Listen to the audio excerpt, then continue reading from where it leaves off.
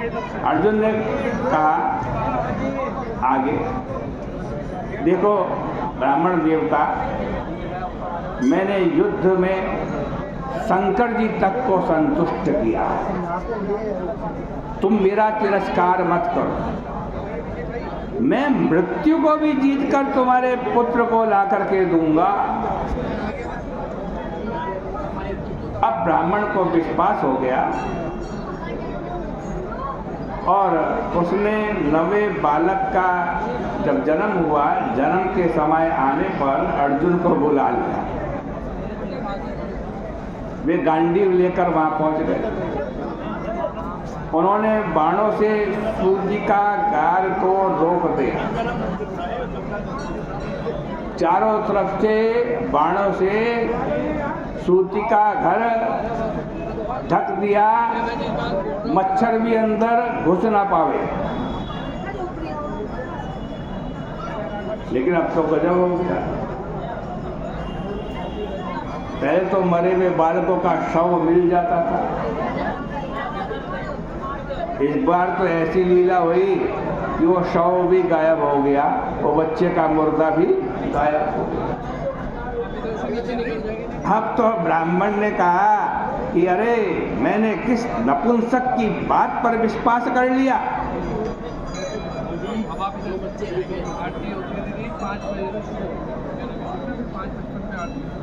श्रद्धे क्लीव कथनम,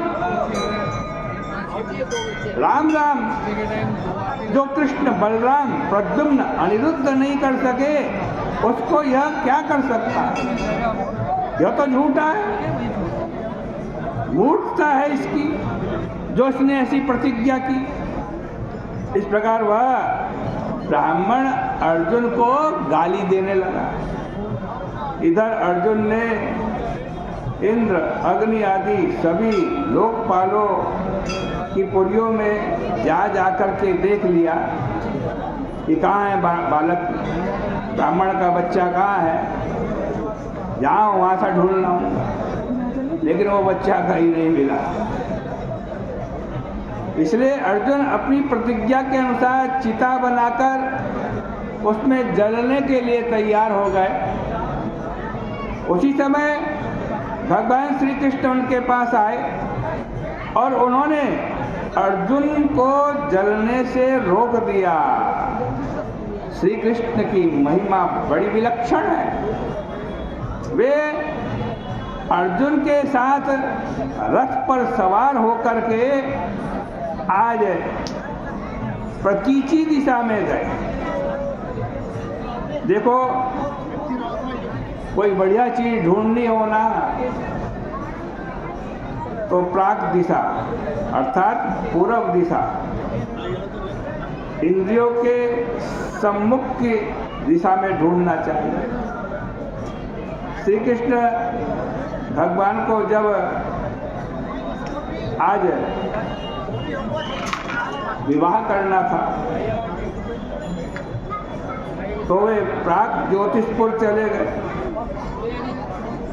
क्रीड़ा करनी होती है तो वृंदावन चले जाते हैं। वृंदावन ये भी पूर्व दिशा में है, परंतु जहाँ जाकर अंतर ध्यान होना होता है, भगवान को अपनी लीला का संवरण करना होता है, वह प्रतीति दिशा मतलब पीछे की दिशा, पश्चिम की दिशा होती है। अगर आपको परमात्मा को पाना हो तो अपनी आंखों को पिछली दिशा में ले जाइए, वहाँ वह बैठा परमात्मा आपको टुकुर टुकुर देखता हुआ मिल जाए। तो भगवान श्री कृष्ण अर्जुन के साथ अपने रथ पर बैठे और 7 दीप 7 सिंधु 7 गिरी लोकालोक सबको लांघते हुए गए। जब उनके रथ के घोड़ों की गति भी भ्रष्ट हो गई तब भगवान ने अपने चक्र को आगे कर दिया और वो चक्र अंधकार का निवारण करता हुआ चलने लगा। इसके बाद वे लोग जल आदि के क्षेत्रों को पार करते हुए शेषशायी भगवान के पास पहुंच गए। वहाँ उन्होंने देखा कि 1000 फणों वाले महाभीम अशेष कांति शेष की गोद में पुरुषोत्तम पीतांबरधारी किरीटी कुंडली अष्टभुज श्रीवत्स कौत्सव वनमाला आदि से युक्त भूमा भगवान विराजमान है तथा सुनंदादि जो पार्षद हैं उनकी सेवा कर रहे।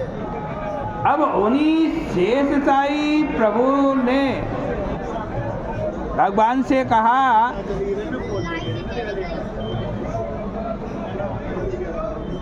कृष्ण और अर्जुन,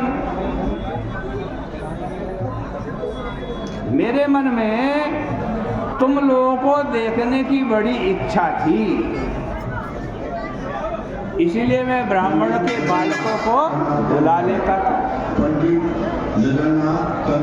तुम लोग तो साक्षात नर नारायण हो, अपना काम पूरा करके जल्दी से जल्दी मेरे पास वापस लौट आओ।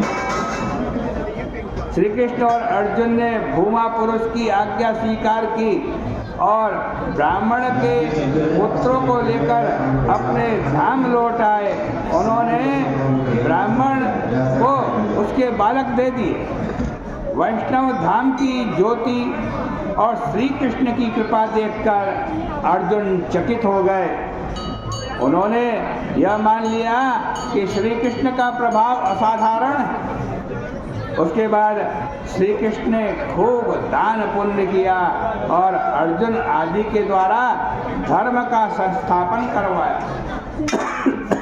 इस प्रसंग में हमारे जो आचार्य विद्वान लोग हैं वो कहते हैं कि श्री कृष्ण और अर्जुन तो नर नारायण हैं, ये दोनों महानारायण के दर्शन करने के लिए गए थे। जहाँ अर्जुन की गति नहीं थी वहाँ श्री कृष्ण उनको ले गए।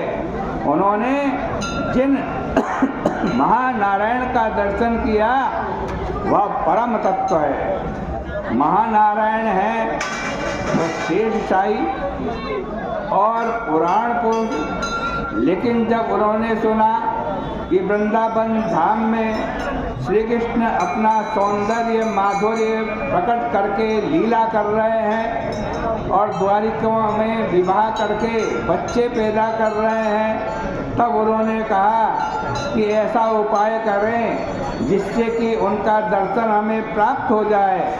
वे बड़े ब्राह्मण्य देव हैं, ब्राह्मण भक्त हैं, इसलिए ब्राह्मण के द्वारा छेड़छाड़ करके उनको यहाँ बुलाया जाए